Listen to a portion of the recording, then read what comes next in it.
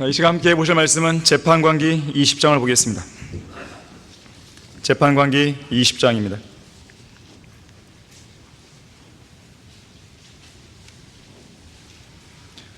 1절부터 11절까지 말씀을 보시면 1절에서 그 후 이스라엘의 모든 자손이 단에서부터 브엘세바까지와 길르앗 땅에서 나와 회중이 미스페에서 주 앞에 한 사람같이 모였더라. 모든 백성 곧 모든 이스라엘 지파의 우두머리가 하나님의 백성의 집회에 참석하였고 칼을 뺀 보병은 40만이더라. 그때 베냐민 자손은 이스라엘 자손이 미스페에 올라간 것을 들었더라. 그때 이스라엘 자손들이 말하기를 이런 사악한 일이 어떻게 일어났는지 우리에게 말하라 하니 그 레위인 곧 살해당한 여인의 남편이 대답하여 말하기를 내가 나의 첩과 베냐민에 속한 기브아에 유숙하러 갔는데 기브아 사람들이 나를 치러 일어나서 밤에 내가 들어있는 그 집을 에워싸고 나를 죽이려 계획하고 내 첩을 강제로 욕보여서 그녀가 죽었느니라. 그리하여 내가 내 첩을 취하여 조각을 내어 이스라엘 유압의 온 땅에 두루 보내었으니 12조각을 낸 거예요. 시체를 훼손시킨 것이죠. 이는 그들이 이스라엘에서 음란한 짓과 어리석은 짓을 행하였습니다. 보라, 너희는 모두 이스라엘 자손이라. 여기에 너희의 충고와 조언을 낼지니라 하였더라. 모든 백성이 한 사람같이 일어나서 말하기를 우리 중에 누구도 자기 장막으로 가지 아니하며 우리 중에 아무도 자기 집으로 돌아가지 아니하고 우리가 기브아에 행할 일은 이러하리라. 우리가 제비를 뽑아 그들을 치러 올라가리니 우리가 이스라엘의 모든 지파를 통틀어 100명에서 10명을 1000명에서 100명을 10,000명에서 1000명을 뽑아 그 백성을 위하여 양식을 가져와서 무리가 이스라엘에서 행했던 모든 어리석은 짓에 따라 그들로 베냐민 기브아에 가서 행하게 하리라 하니라. 그리하여 이스라엘의 모든 사람이 한 사람같이 합심하여 그 성읍을 치러 모였더라. 아주 불미스러운 사태가 이제 발생한 것인데요, 이 일을 처리하는 과정에서 이들이 어떻게 했고 또 어떻게 대응을 했는지 한번 오늘 말씀을 통해서 여러분들이 교훈을 얻었으면 좋겠습니다. 자, 기도하겠습니다. 고마우신 아버지 하나님, 오전 예배에 의해서 이 오후에도 우리가 영과 진리로 경배를 드리게 해주시고 다시 한번 하나님의 말씀 앞에 겸허히 앉게 해주셔서 감사드립니다. 우리의 마음은 하나님의 말씀을 받을 준비가 되어 있습니다. 우리의 생각과 마음을 주님의 말씀으로 변화시켜 주십시오. 주님께서 원하시는 마음과 생각으로 바꾸어 주십시오. 주님께서 원하시는 삶을 우리가 살 수 있도록 도와주십시오. 무엇보다도 패배의 삶이 아니라 승리의 삶을 살 수 있도록 인도해 주십시오. 이 시간 선포되는 말씀을 통해 많은 것을 깨우치고 성장하게 해주십시오. 주 예수 그리스도 이름으로 기도했습니다. 아멘. 패배를 승리로 바꾸는 길, 패배를 승리로 바꾸는 길이라는 제목으로 설교하겠습니다. 먼저 여러분에게 묻겠습니다. 여러분은 패배자입니까? 아니면 승리자입니까? 요한일서 4장 4절에서는 어린 자녀들아 너희는 하나님께 속하였고 또 그들을 이겼으니 이는 너희 안에 계신 분이 세상에 있는 자보다 더 크시기 때문이라고 말씀합니다. 그렇다면 여러분은 어떻습니까? 여러분은 패배자입니까? 아니면 승리자입니까? 사도 바울은 고린도전서 15장 57절에서 우리 주 예수 그리스도를 통하여 우리에게 승리를 주시는 하나님께 감사한다고 고백하고 있습니다. 여러분은 어떤 사람들이에요? 패배자입니까? 아니면 승리자입니까? 사도 요한은 요한일서 2장 13절 14절에서 청년들아 내가 너희에게 쓰는 것은 너희가 악한 자를 이겼기 때문이며 내가 너희에게 쓴 것은 너희가 굳세고 하나님의 말씀이 너희 안에 거하며 너희가 악한 자를 이겼기 때문이라고 계속해서 이겼다는 말을 강조하고 있어요. 과연 여러분은 패배자입니까? 아니면 승리자입니까? 누구든지 그리스도 안에 있으면 예수 그리스도를 통해 악한 자를 이긴 승리자가 맞습니다. 그런데 우리의 실제 삶을 돌아보게 되면 승리자라는 생각이 들지 않을 때가 자주 있죠. 오히려 패배의식에 절어 사는 경우가 더 많습니다. 왜 그런 것입니까? 가장 큰 이유는 기도하지 않기 때문에 그래요. 기도의 실패자는 사역의 실패자입니다. 기도의 실패자는 영적 전쟁의 패배자입니다. 기도의 실패자는 믿음의 경주의 패배자이자 인생의 실패자예요. 오늘날 사람들은 인생의 루저 이런 말 하는데 키가 작다고 해서 루저가 되는 게 아니에요. 뭐 돈이 없다고 해서 루저가 되는 게 아닙니다. 뭐 직장을 못 잡아서 루저가 되는 게 아니에요. 기도를 하지 않으면 그 사람은 루저 이상의 사람들이 되는 것이에요. 설령 기도를 했다 해도요, 믿음으로 하지 않기 때문에 패배자가 되는 것입니다. 기도에 간절함이 없기 때문에 패배자가 되는 것이에요. 꾸준한 인내가 부족하기 때문에 한 번 더 기도하면 되는데 그걸 못 참아서 한 번 더 못해서 결국 패배자가 되는 것이죠. 근본적으로는 하나님께서 가르쳐 주신 올바른 방법으로 기도하지 않기 때문에 패배자가 됩니다. 올바른 방법으로 기도하지 않기 때문에 절망, 한숨, 좌절, 낙심, 실패, 패배의식에서 좀처럼 벗어나지를 못하는 것이에요. 여러분들이 기도 생활만 올바르게 갖고 나가도, 기도 생활만 올바르게 바로 잡아도요, 많은 부분에서 여러분들은 진전을 이루고 승리의 삶을 살 수 있는 것이에요. 미국의 초대 대통령 조지 워싱턴은 대통령이 되기 전 미국의 독립을 위해서 최전선에서 싸웠던 장군이었습니다. 특히 독립전쟁 당시에 워싱턴 장군이 가장 고전했던 전투가 있는데, 필라델피아의 한 마을에서 벌어진 벨리 포지 전투였어요. 가장 고전했지만 이 전투에서 결국 승리함으로써 독립전쟁에서 승리를 하는 견인차를 낳게 됩니다. 이 워싱턴의 군대는 당시에 추위와 굶주림으로 거의 탈진 상태였고, 워싱턴이 전투에서 승리할 거라고 믿는 병사는 거의 없었습니다. 패배의식에 젖어 있었어요. 패전이 짙은 것이죠. 하지만 나중에 워싱턴이 대통령이 된 뒤로 오랜 세월을 비서로 함께 일하게 될 로버트 루이스라는 사람만큼은 이 전투에서, 패색이 짙은 이 전투에서 반드시 이길 것이라는 필승을 확신하며 이렇게 다른 병사들에게 말을 했습니다. 우리의 장군은, 조지 워싱턴을 말하는 거예요, 매일 아침 성경을 펴놓고 조용히 기도하며 하루를 시작했고, 심지어 하루에 4번씩 성경을 펴놓고 기도한 적도 있습니다. 기도를 마치고 나오는 장군의 얼굴은 너무나 평화로웠습니다. 전투는 끝까지 침착성을 유지하는 쪽이 승리하는 법입니다. 그랬어요. 실제로 조지 워싱턴은 성경을 진지하게 묵상하고 진지하게 기도함으로써 마음의 평안과 하나님이 주시는 지혜를 얻은 사람이었습니다. 조지 워싱턴이 했던 유명한 말 중에 하나가 성경을 모르면 세계를 올바르게 다스릴 수 없다 그랬어요. 성경을 모르면. 그래서 결국 불가능하기만 보였던 벨리 포지 전투에서 대승을 거두게 돼요.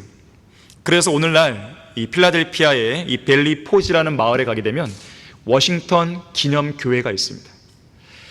거기에는 워싱턴이 매일 아침 주님께 드렸던 기도문이 다음과 같이 새겨져 있다고 그래요. 전능하신 하나님, 미국을 지켜줄 수 있는 분은 오직 하나님 한 분뿐임을 믿습니다. 우리의 지도자들이 하나님의 말씀에 순종하도록 하시고 국민을 사랑할 수 있도록 사랑의 마음을 허락해 주옵소서. 우리가 먼저 정의롭게 살아가게 하시고 자비를 실천하며 이 나라를 좋은 나라로 세우기 위해 겸손히 국민들을 섬기게 하옵소서. 자, 이처럼 믿음으로 하나님께 드리는 간절한 기도는 절망을 희망으로 바꿉니다. 한숨을 찬양으로, 눈물을 미소로, 그리고 패배를 승리로 바꿔주는 것이에요. 오늘 설교 본문의 배경을 간단히 설명드리면, 당시 베냐민 지파에 속한 성읍 기브아에서 어떤 레위인의 첩이 벨리알의 아들들인 동성 연애자들에 의해서 비참하게 욕을 당해 죽는 사건이 발생합니다.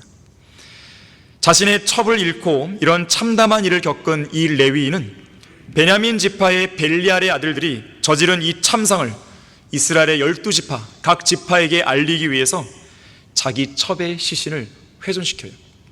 그 시신을 12조각으로 나눠서 이스라엘의 모든 지경으로 보내게 됩니다. 이것이 바로 앞선 재판관기 19장에 나오는 내용입니다.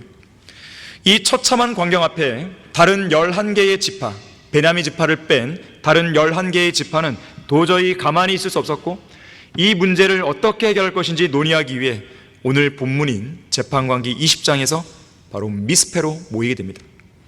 이들은 잔혹한 짓을 저지른 벨리알의 아들들을 처단하기 위해 전쟁도 불사하겠다는 각오로 모였어요.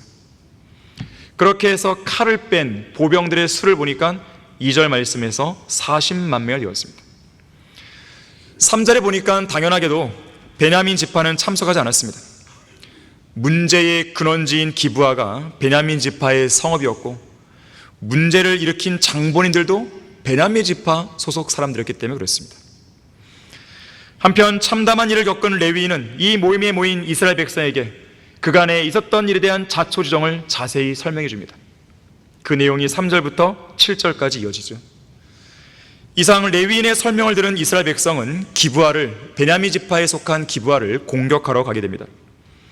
8절부터 11절까지 말씀에서 우리가 읽었듯이 이들 모두 한 사람같이 일어나서 말했고, 또 한 사람처럼 합심하여 베냐민을 치기 위해 모였다고 말씀하고 있어요. 그 결과 이스라엘의 나머지 11지파와 베냐민 지파 간의 내전이 벌어지고 맙니다. 여기서 우리는 이런 내전을 통해서 패배를 승리로 바꾸는 방법에 관한 좋은 교훈, 기도에 관한 좋은 교훈을 얻게 되는 것이에요. 자, 하나님의 방법을 따르면 결코 패배하지 않습니다. 첫 번째로, 어떤 일이나 행동에 나서기에 앞서서 반드시 하나님께 조언을 구해야 돼요. 그리고 차분히 하나님의 명령을 기다려야 됩니다. 이게 첫 번째예요. 본문 11절 말씀을 보시면, 그리하여 이스라엘의 모든 사람이 한 사람같이 합심하여 그 성읍을 치러 모였더라 그랬습니다. 1절에서도 그들이 주 앞에 한 사람같이 모였다고 말씀했죠. 지금 이들은 완벽하게 일치된 모습과 단결될 행동을 보이고 있었습니다. 완벽한 연합, 완벽한 동맹이죠. 지파들 간에 뭉치면 살고 흩어지면 죽는다는 신념을 그대로 보여주는 행동이었습니다. 이스라엘 민족 안에 벌어진 악행을 처단하고 악을 제거하기 위한 일치된 행동이었던 것입니다. 같은 생각이 아니라면, 같은 사랑, 하나의 마음, 하나의 믿음, 하나의 영으로 연합하지 않으면 추구하고자 하는 동일한 목적을 온전히 수행할 수 없기 때문에 이들이 본문에서 보여주고 있는 이 단결된 모습은 그들의 입장에서 본다면 아주 고무적인 행동이었던 것이죠. 이렇게만 하면 우리는 승리할 수 있어, 이런 마음이 들었을지도 모릅니다. 심지어 벨리알의 자식들이 행한 이 악행이 도대체 어떻게 된 것인지 그 사실관계를 규명하기 위해서 12절에 보니까 베냐민 지파에게 직접 물어보기도 합니다. 이렇게 물어본 행동은요, 율법에 따른 적법한 행동이었습니다. 실제로 신명기 13장 13절 14절에 보게 되면 그렇게 하라고 말하는 거예요. 어떤 불미스러운 일이 있으면, 그런 죄악이 있고 뭔가 우상숭배가 있고 이런 게 있으면 직접 확인하고, 철저히 확인하고 확인해보라는 거예요. 그렇게 해서 확인했을 때 정말로 그러한 사실이 밝혀지면 그에 따른 적법한 행동을 하게 되는 것이죠. 이들은 율법의 명령을 따르고 있었던 것입니다. 자, 여기까지는 매우 좋았어요. 잘한 것입니다. 하지만 문제는 이들이 이 일을 해결하는 데 있어서 하나님께 조언을 구하지 않았다는 거예요. 1절에 의하면 이들은 분명 주 앞에 모여 있었습니다. 하지만 그들은 주님께 조언을 구하지 않았어요. 조언을 구했다는 어떤 내용도 여기 앞부분에서 없는 것입니다. 자, 아무리 어떤 선한 목적을 위해 사람들끼리 뭉치고 동맹을 한다 하더라도 그 안에 주님이 계시지 않는다면 아무런 소용이 없어요. 그 모인 사람들의 수가 40만 명, 아니 그 숫자 이상이라 할지라도 마찬가지예요. 주님께서 함께 하시지 않는 한 그런 사람들이 승리할 가능성은 제로입니다.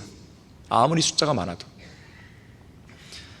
바울은 빌립보서 4장 13절에서 내게 능력 주시는 그리스도를 통하여 내가 모든 것을 할 수 있다 그랬어요. 모든 것입니다.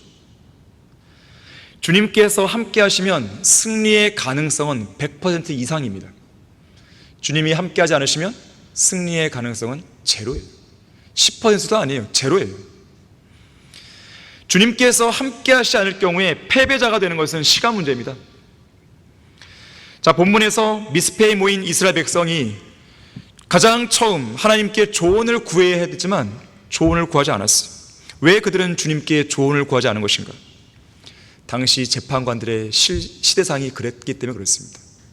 재판관들의 시대상은 사람마다 자기 눈에 옳은 대로 행하던 시대였어요. 결국 이들은 가장 먼저 하나님께 조언을 구하지 않고 행동한 것에 대한 열매를 톡톡히 거두게 됩니다. 다시 말하자면 3일 동안 치러진 베냐민 지파와의 내전에서 처음 2일 동안은 베냐민 지파보다 15배 이상 많은 전력을 갖추어도 베냐민 지파에게 완패하고 만 것이, 이 본문 15절과 16절에 의하면 베냐민 지파의 병력은요 불과 2만 6천 명밖에 안 됩니다. 40만 병력에 훨씬 못 미치는 병력이에요. 하지만 이스라엘의 11지파는 그 많은 수를 가지고서도 처음 2일 동안은 완패하고 만 것이죠. 잠언 3장 5절 6절은 우리에게 이렇게 말씀합니다. 내 마음을 다하여 주를 신뢰하고 내 자신의 명철을 의지하지 말라. 내 모든 길들에서 그를 인정하라. 그리하면 그가 내 길들을 지도하시리라. 여러분이 승리하고 싶다면 하나님의 지도를 받아야 돼요. 여러분이 성공하고 싶다면 하나님의 지도를 받아야 됩니다. 여러분이 패배의식에서 빠져나오려면 하나님의 지도를 받으셔야 돼요. 하나님의 지도를 받으려면 모든 길들에서 하나님을 인정하셔야 됩니다. 여러분 자신의 생각을 내세우면 절대로 안 돼요. 여러분은 모든 문제에 있어서 하나님의 가르침과 지도를 받고 있습니까? 매일 매순간 기도로 하나님을 온전히 신뢰하는 가운데 가장 먼저 주님께 묻고 주님의 인도하심을 받고 있습니까? 하나님만이 우리의 앞날을 아시고 우리가 걸어가야 할 방향과 앞으로 나아가야 할 진로와 직업을 정해 줄 수 있다는 것에 대해서 여러분은 동의하고 계십니까?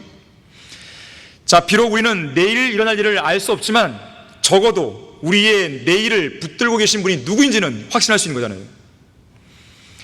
그래서 우리는 온 마음을 다해서 주님 한 분만을 신뢰하고 인생의 모든 길들에서 우리를 자상하게 지도하시는 주님을 매 순간 매사에 계속 인정하고 또 인정해야 되는 것이에요. 그렇게 하게 되면 매사에 모든 일에 하나님의 도우심을 받을 수 있습니다. 하나님의 도우심을 받지 못하는 인생은 끔찍한 인생이에요. 비참한 인생입니다. 여러분이 기도를 통해서 얻은 성공만이 인정받을 수 있는 성공이에요. 기도하지 않고 여러분의 인간적인 방법으로 얻은 것이 있다고 한다면 반드시 그것은 언젠간 무너지게 되어 있습니다. 반드시 여러분의 손에서 떠나게 되어 있는 것이에요. 시편 146편 5절에서요 야곱의 하나님을 자신의 도움으로 삼으며 그 소망을 주 그의 하나님께 두는 자는 행복하다 그랬어요. 우리가 믿고 섬기는 주 하나님은 그분의 자녀들인 우리를 도우시는 하나님이십니다. 도우실 수 있는 능력 있는 손이 있으시고 강한 팔도 갖고 계신 거예요. 그 강한 팔로 우리를 그분의 품에 안으시고 그 어떤 대적들로부터 우리를 보호하시고 지켜주시는 것이죠. 우리를 그분의 손에서, 그분의 강한 팔에서 빼앗아 갈 수 있는 존재는 이 세상 어디에도 없습니다.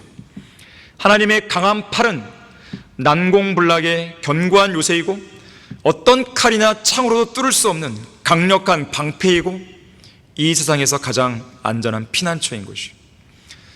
그래서 우리는 항상 매사에 주님의 뜻이 어디에 있는지를 구해야 되고 조언을 구하고 모든 일에 있어서 하나님으로부터 명령을 기다려야 되는 것이에요. 하지만 이스라엘 백성들, 본문에 나오는 이스라엘 백성들은 처음에 그렇게 못했습니다. 자, 그런데 상황이 약간 바뀌는데요, 어찌된 영문인지 처음 모였을 때는 조언을 구하지 않았던 그들이 전쟁 준비를 다 마친 후에 갑자기 하나님께 조언을 구하기 시작합니다. 18절 말씀 보세요. 이스라엘 자손이 일어나서 하나님의 집에 올라가 하나님의 조언을 구하여 말하기를 우리 중에 누가 먼저 베냐민 자손을 치러 올라가리까 하니 주께서 말씀하시기를 유다가 먼저 올라가야 하리라 하시니. 자, 이스라엘의 11개 지파가 뒤늦게라도 정신을 차린 것인지 그들은 하나님께 조언을 구했고 하나님께서는 그들이 해야 할 행동에 대해 구체적으로 대답해 주셨습니다. 자, 이것만 놓고 보면 마치 이들이 하나님의 뜻 안에서 행동하고 있는 것처럼 보이죠. 그런데 이어지는 19절부터 25절까지의 내용을 보게 되면 무언가 일이 잘못되는 것을 보게 됩니다. 베냐민 지파와의 전투에서 2번씩이나 패하고 만 거예요. 조언을 구했고 주님도 응답을 해줬는데 왜 패했냐 이거예요. 하나님께 조언을 구했고 그렇게 해서 그 조언에 따라 취했던 행동인데 왜 참담한 패배의 결과로 돌아왔냐 이거예요. 21절에 보니까 첫 번째 전투에서 40만 명의 병력 중에 무려 2만 2천 명이 죽었습니다. 6%의 전사자가 생긴 거죠. 그래도 이들은 첫 번째 패배니까 승리에 대한 희망을 버리지 않았습니다. 그리고 22절에서 다시 스스로 용기를 내고 전열을 갈아듬습니다. 그리고 23절에서 다시 하나님께 조언을 구했고 싸우러 올라가라는 응답을 받죠.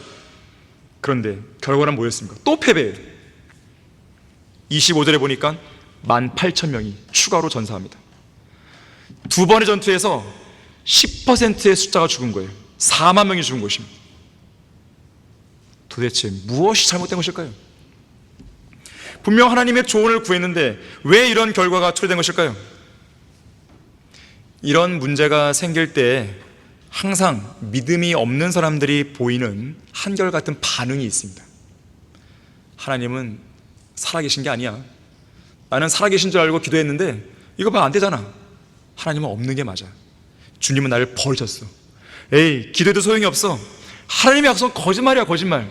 하나도 안 이루어지잖아. 난 기도했고 응답 받았고 응답 반대로 했는데 왜 안 되는 거야? 왜 패배한 거지? 이런 불평을 쏟아놓는 것이에요.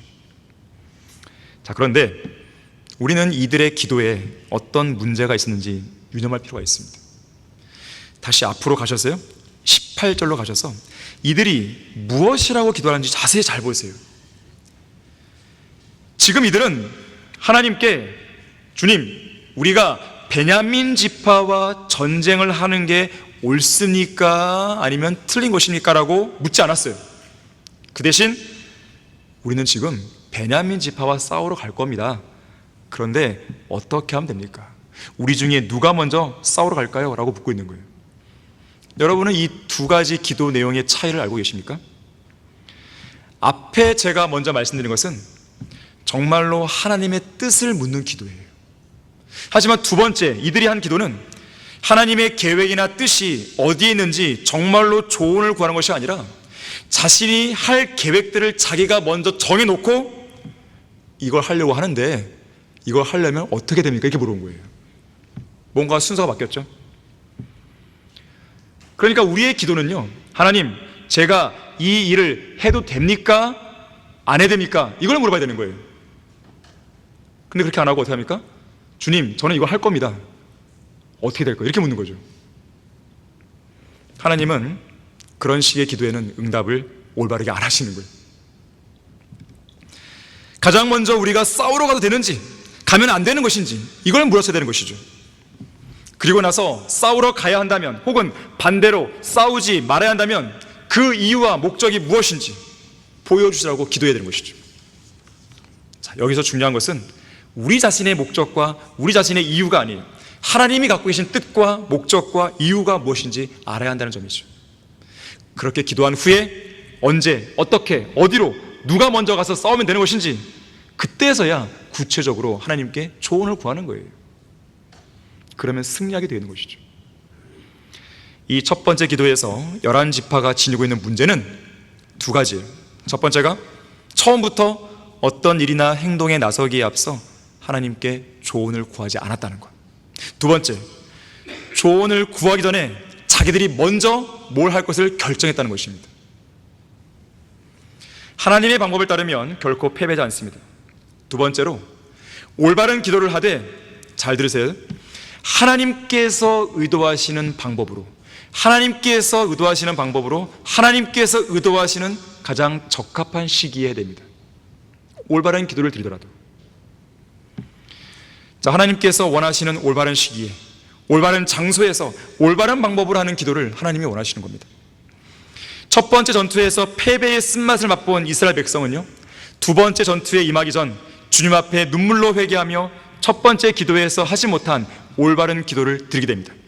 23절 보세요. 이스라엘 자손이 올라가서 저녁까지 주 앞에 울며 주의 조언을 구하며 말하기를 내가 내 형제 베냐민 자손을 대적하여 싸우러 다시 가야 하리까 하였더니 주께서 말씀하시기를 그들을 대적하여 올라가라 하시니라. 기도 내용이 바뀌어 있죠. 우리는 다시 올라갈 겁니다. 어떻게 할까요? 이렇게 한 게 아니죠. 이제는 근본적인 질문을 던진 거죠. 다시 올라갈까요? 자, 우선 백성들은요, 저녁까지 주 앞에서 울었다고 그랬어요. 단순히 울지 않고 주님 앞에서 운 것으로 봐서는 자기들의 죄를 깊이 인식한 건 같아요. 하나님의 자비를 바라는 상한 영, 상하고 참여하는 마음으로 기도했을 것이 분명합니다. 상한 마음은 기도의 질을 결정합니다. 하나님께서는 진실로 참여하는 성도의 기도를 들으시죠. 참회 없이 드리는 기도는 하나님이 받지 않으십니다. 성경에는 위대한 참회의 기도로 불릴 수 있는 몇 가지 기도가 나오죠. 에스라 9장에 제사장 에스라의 참회 기도 나오죠. 시편 51편에 다윗의 참회 기도 나오죠. 느헤미야 1장에서 느헤미야의 참회 기도 나오죠. 다니엘 9장에서 선자 다니엘의 참회 기도가 나오죠. 이들의 참회 기도를 여러분들이 면밀히 분석해 보면요, 이 진정으로 참여하는 사람들의 기도에는요 반드시 있는 항목이 있어요. 바로 죄의 진솔한 자백이에요. 특히나 자기 자신뿐 아니라 자신의 백성, 자신의 민족 지도자들의 죄들까지도 자백하는 것입니다. 심지어 심하게 내가 타락했습니다, 이것도 자백하지만 하나님이 명령하신 계명과 규례와 명령을 지키지 않은 것도 자백합니다. 여러분, 죄는 두 가지입니다. 하나는 하나님의 어떤 죄를 짓지 말라는 하나님의 명령에 순종하지 않은 거예요. 그러니까 죄를 짓는 거죠. 죄를 지은 것에 대한 자백도 필요하지만요, 하나님께서 마땅히 하라고 하신 것을 내가 안 했어요. 그것도 역시 죄를 자백해야 되는 거예요. 하지만 오늘날 많은 성도들은 자기가 저지른 죄에 대해서만 자백합니다. 뭐 음행을 했다든지 거짓말했다든지 이런 죄들을 자백하지만 하나님께서 그 사람에게 명령하신, 예를 들면 너는 누구에게 가서 복음을 전해, 이 명령을 줬는데 내가 안 했어요. 그거 안 한 죄에 대해서는 자백을 안 하는 것이죠. 너는 말씀을 읽어야 돼, 말씀을 읽지 않은 죄에 대해서는 자백하지 않는 거예요. 너는 기도해야 돼, 그런데 기도하지 않은 죄에 대해서는 자백하지 않는 것이죠. 둘 다를 자백해야 돼요. 주님께서 하라고 명령하신 것을 마땅히 이행하지 않은 것, 이것도 죄입니다. 이것을 소위 부작위의 죄라고 하죠. 부작위의 죄. 마땅히 해야 할 일을 하지 않은 죄입니다.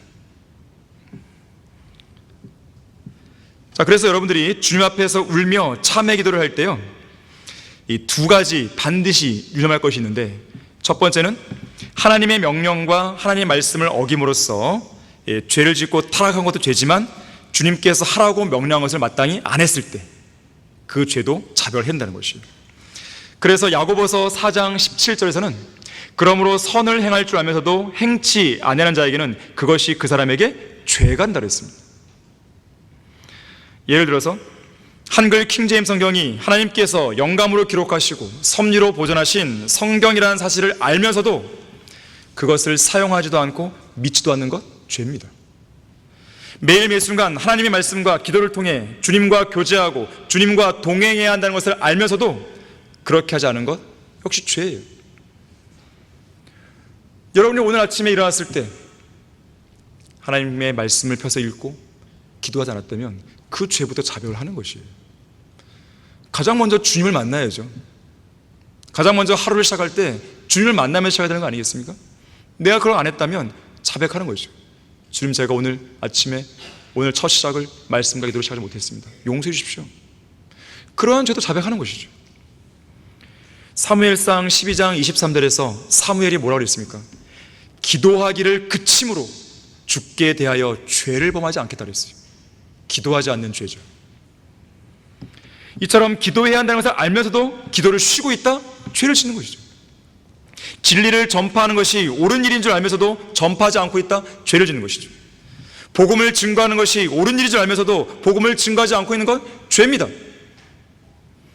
그러한 죄에 대해서도 진실로 참회하고 용서를 구해야 되는 거예요. 여러분들이 참회 기도를 할 때는 바로 이 첫 번째 이 항목을 기억하셔야 돼요. 또한 참회 기도를 할 때 기억해야 될 두 번째 사실은요, 자, 우리 에스라 9장 13절을 보십시오.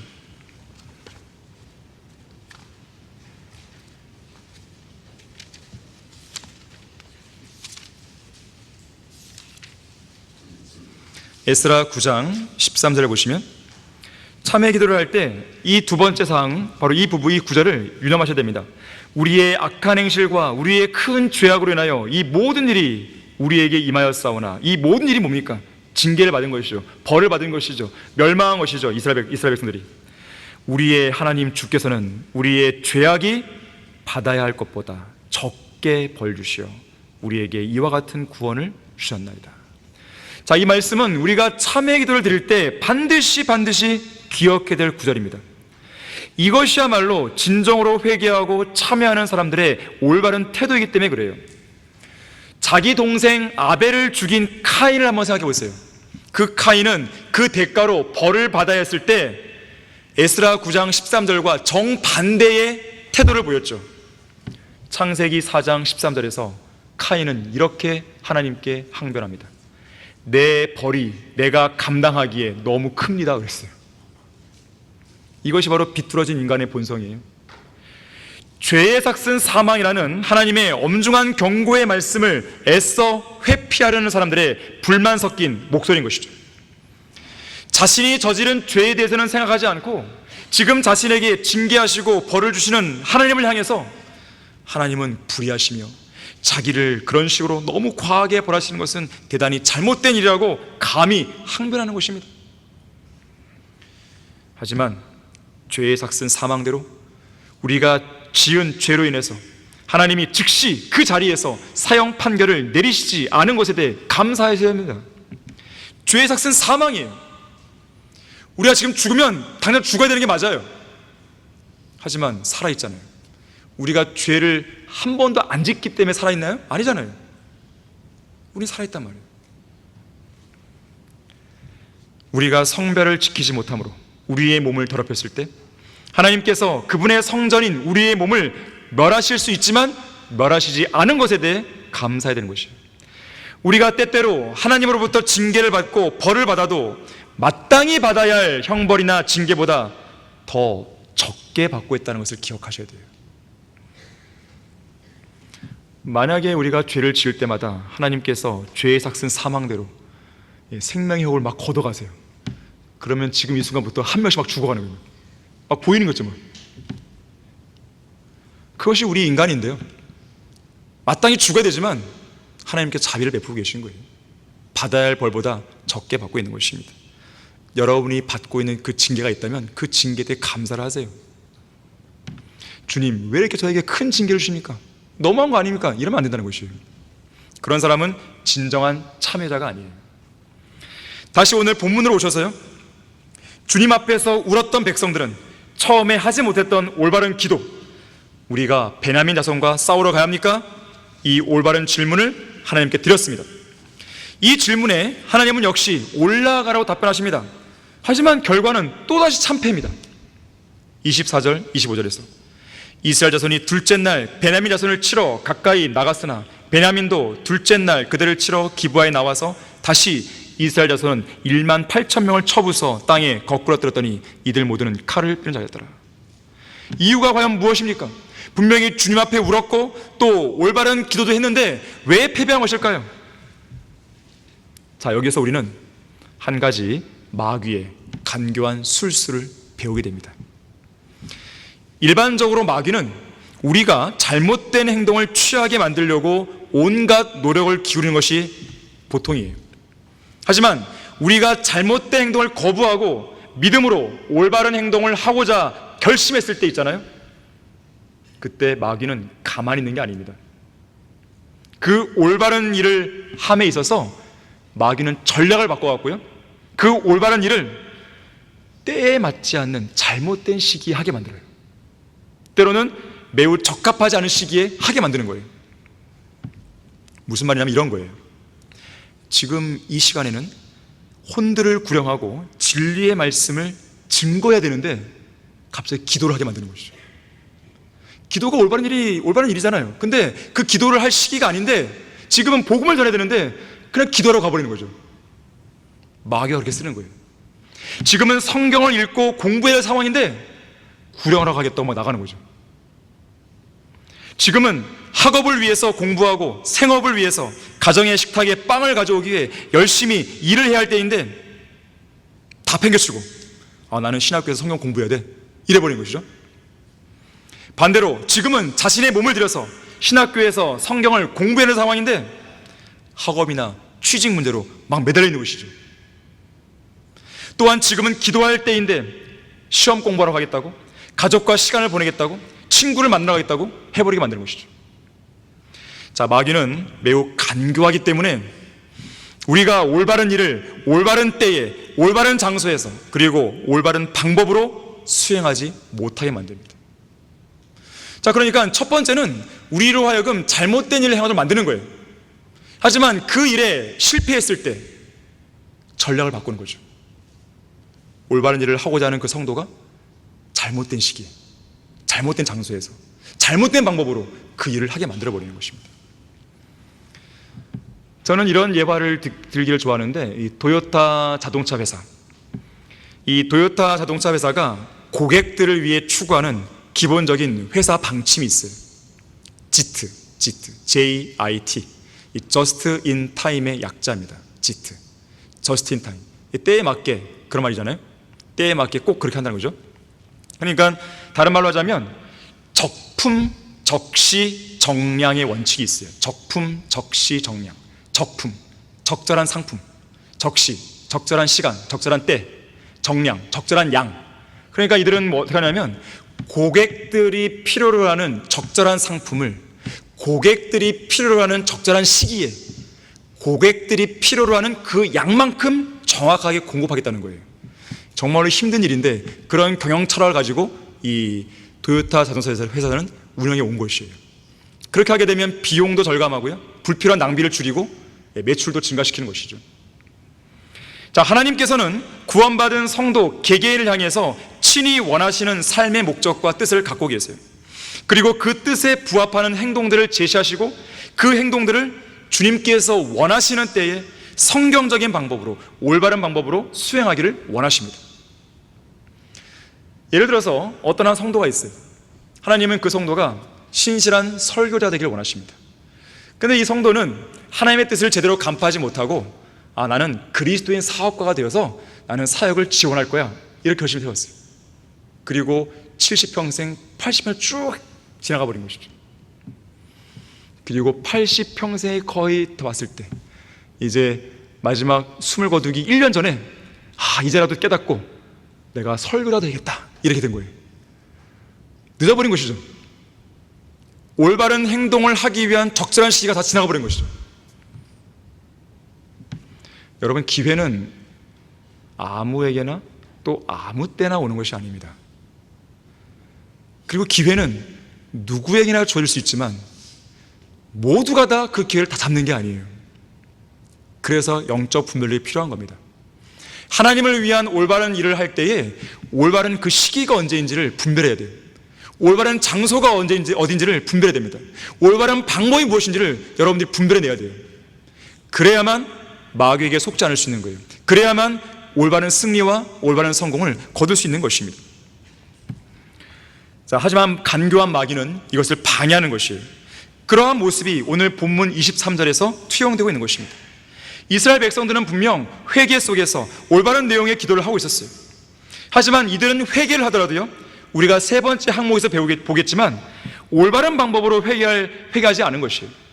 하나님께 조언을 구하더라도 정확한 방법으로 구한 게 아닙니다. 물론 하나님은 벨리알의 자식들을 비호하고 있는 가증한 베냐민 지파를 벌하셔야 합니다. 또한 궁극적으로 벌하실 것이에요. 하지만 그렇다고 해서 적합하지 않은 방법으로 하실 수는 없습니다. 또한 당시에 하나님의 말씀과는 무관하게 자기 눈에 옳은 대로 행했던 시대적인 특징이 베냐민 지파에게만 해당되는 것도 아니었죠. 나머지 11지파에도 해당되는 것이었어요. 그래서 하나님은 이번에 내전을 통해서 베냐민 지파만 혼내는 게 아니라 11지파 역시 심판할 계획을 갖고 계신 거예요. 그런 맥락 속에서 지금 이루어지고 있는 것입니다. 그래서 결국은 두 차례의 패배를 경험하게 하신 거예요. 자, 하나님의 방법을 따르면 결코 패배하지 않습니다.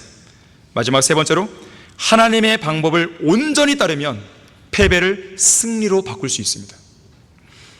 이제 두 차례의 참담한 패배를 경험한 백성들은 드디어 하나님의 뜻과 올바른 방법 속에서 하나님께 올바르게 조언을 구하게 됩니다. 자, 26절 보십시오. 그러자 전쟁에서 패배한 것이죠.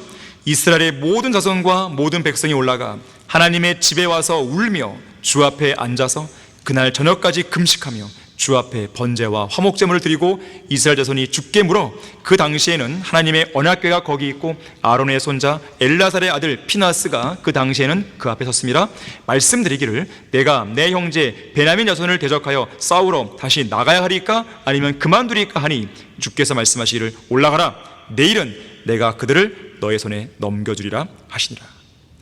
자, 앞선 두 번의 상황과 비교했을 때 이들의 기도와 간구에 있어서, 또 이들의 태도에 있어서 어떠한 변화들이 생겼는지 한번 보십시오.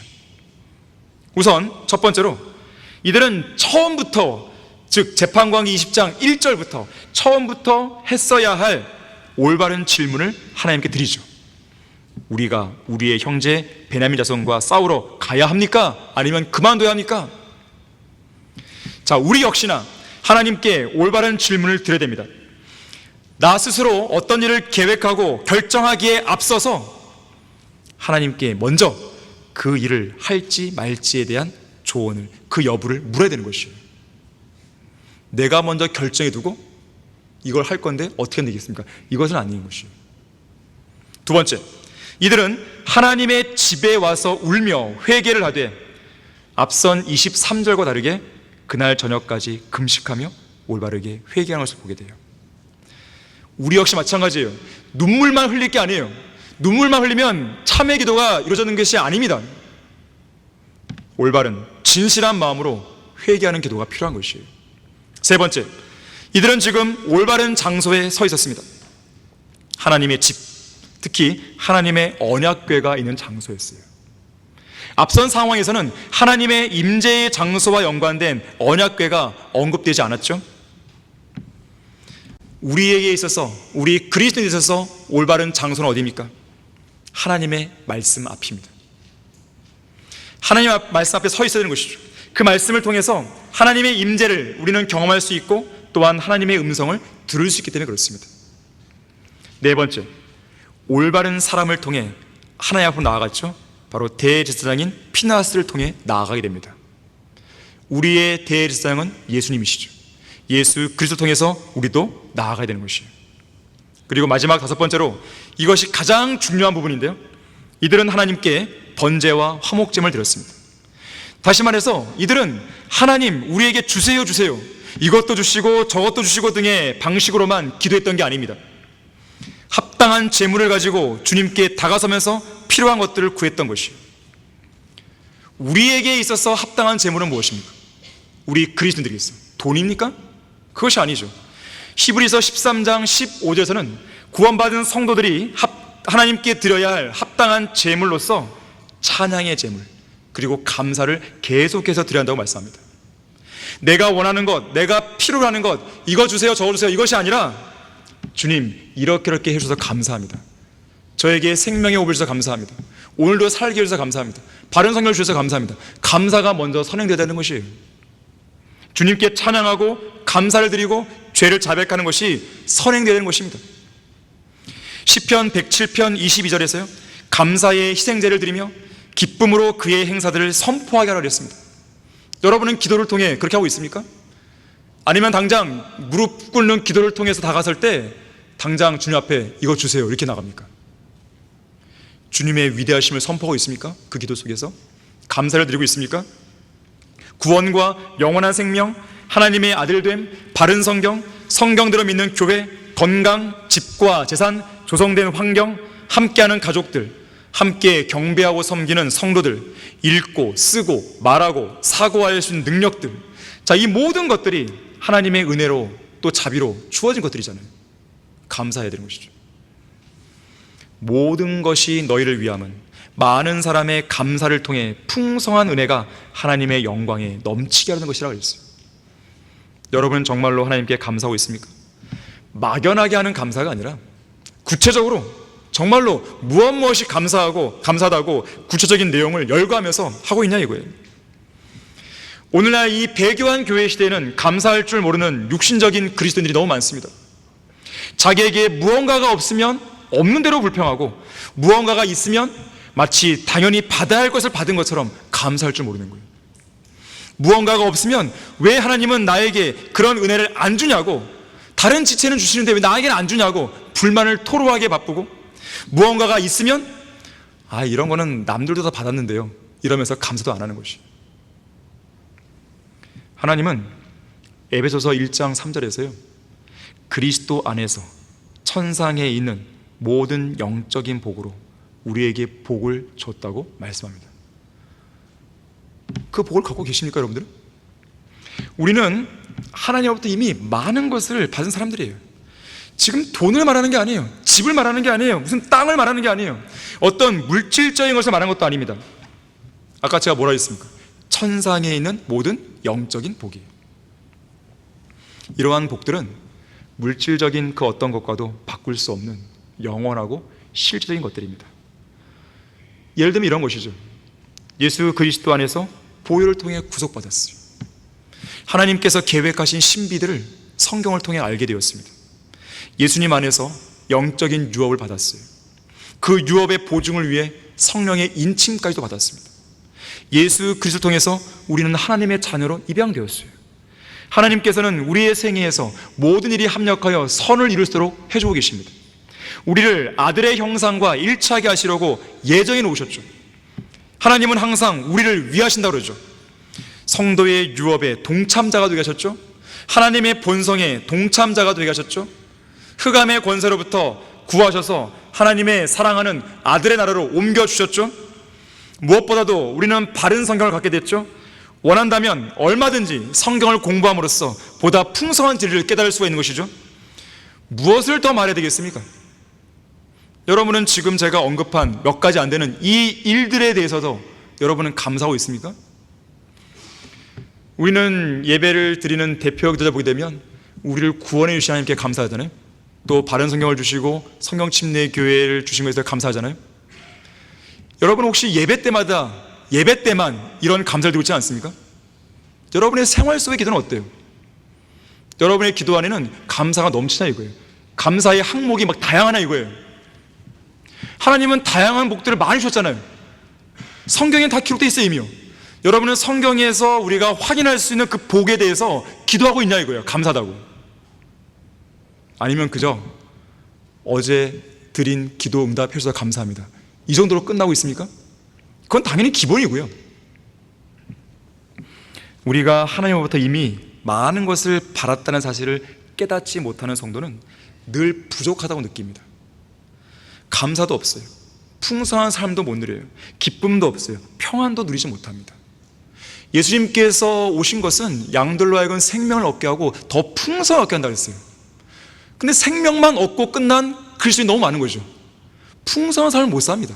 왜 못 사는 것인가? 하나님이 주신 것에 대해서 인식을 못하는 거예요. 성경만 펼쳐보면 다 알 수 있는데 그거에 대해 무지해버린 거예요. 감사할 줄 모르는 거죠. 만족할 줄 모르는 것이죠. 사도 바울은 로마서 8장 32절에서 자기 아들을 아끼지 아니하시고 우리 모든 사람을 위하여 내어주신 분이 그 아들과 함께 모든 것을 우리에게 값없이 주시지 않겠느냐라고 묻고 있어요. 육신적인 고린도 교회의 성도들에게는 바울이 이렇게 호소하고 있죠. 너희가 가지고 있는 것 중에 받지 않은 것이 무엇이냐 그랬어요. 여러분이 가지고 있는 것들, 여러분 스스로 다 일구어낸 것입니까? 여러분의 힘과 노력으로, 여러분의 지혜로 갖게 된 것입니까? 하나님이 허락하지 않았으면 여러분이 그걸 가질 수 있을까요? 하나님이 허락하지 않았다면 여러분이 지금 이 자리에 생명의 호흡을 가지고 숨을 쉬고 있을 수 있을까요? 우리가 받은 것 중에 하나님이 주시지 않은 것은 하나도 없습니다. 마치 우리가 하나님으로부터 아무것도 받지 않은 사람처럼 자기 힘으로 이 모든 걸 다 노력해서 얻은 양 생각하면 안 되는 것이에요. 요한복음 3장 27절은 뭐라고 말씀합니까? 하늘에서 주신 것이 아니면 사람은 아무것도 받을 수 없다 그랬어요. 우리의 건강, 생명, 돈, 어떤 것이든 마찬가지입니다. 하나님께서 그것을 허락하지 않는다면 우리가 가질 수 있는 것은 전무합니다. 감사를 모르는 자들의 눈에는 이미 받은 복이나 이미 가지고 있는 것들이 안 보이는 것이에요. 오직 그들의 눈에는 현재 자기가 소유하지 않은 것들만 보이는 겁니다. 그래서 계속 달라고만 하는 것이죠. 달랬을 때 그게 안 이루어지니까 왜 안 주냐고 하나님께 또 항변하죠. 탐심이 가장 큰 문제인 것이에요. 그래서 우리는 오늘 이 본문을 통해서요 5가지 그 올바른 방법들을 배워야 되는 것입니다. 자, 결론적으로요, 이렇게 모든 상황이 제자리를 찾게 되었을 때 드디어 하나님께서는 전쟁의 승리에 관한 가장 확실한 응답을 주신 것이죠.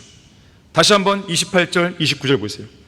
아론의 손자 엘라살의 아들 피나스가 그 당시에는 그 앞에 섰습니다. 말씀드리기를 내가 내 형제 베냐민 자손을 대적하여 싸우러 다시 나아가야 하리까 아니면 그만두리까 하니 주께서 말씀하시기를 올라가라, 내일은 내가 그들을 너의 손에 넘겨주리라 하시니라. 이제 더 이상의 패배는 없습니다. 이 확실한 약속의 근거에서 11지파는 29절부터 48절의 문맥에서요 베냐민 지파를 상대로 대승을 거두게 됩니다. 패배가 승리로 바뀌게 된 것이 17세기 영국의 대법관이었던 매튜 헤일 경은 이렇게 말했어요. 아침에 하나님의 말씀을 읽고 기도하는 시간을 빠뜨리면 하루를 온전히 보낼 수 없다 그랬습니다. 버마 곧 미얀마로 가서 헌신적으로 선교했던 아도니람 저드슨이 인도에서 사역을 하고 있던 영국의 선교사 윌리엄 캐리를 1812년에 방문한 적이 있었습니다. 그때 저드슨은 캐리 선교사와 함께 정원을 거닐면서 그의 헌신적인 사역에 깊은 감동을 받았다 그래요. 사실 윌리엄 캐리는요 편안한 가운데서 사역한 게 아닙니다. 3차례에 걸쳐서 살해당할 뻔했고요, 인도 정부의 온갖 선교 방해를 받았고요, 수고와 땀으로 이룩해 놓은 성경 원고와 인쇄 도구들과 서류들이 거의 다 불타버리는 화재를 경험하게 됐어요. 성경을 다 번역했는데 다 타버린 거예요. 다시 시작해야 되는 거예요. 저드슨은 어떻게 이런 수많은 역경들을 견디고 다시 일어설 수 있었는지 그 용기와 믿음에 대해서 윌리엄 캐리에게 물었어요. 그러자 윌리엄 캐리는 아도니람 저드슨을 안내해서 정원에 있는 한편 구석으로 데리고 갑니다. 그리고는 이렇게 말했어요. 여기가 바로 나의 예배 장소이자 기도와 말씀을 묵상하는 자리입니다. 이 자리가 없었다면 나는 계속해서 닥쳐온 고난을 이겨내지 못했을 것입니다. 나는 매일 새벽 5시마다 이 자리에 와서 하나님께 기도를 드립니다. 그리고 하나님이 지으신 저 꽃들을 바라보며 묵상을 하고 이야기를 합니다. 나는 6시경에 들어가서 아침을 먹고 하루 일과를 시작합니다. 저녁이 되면 밥을 먹고 나서 손에 성경을 들고 다시 이 자리로 돌아옵니다.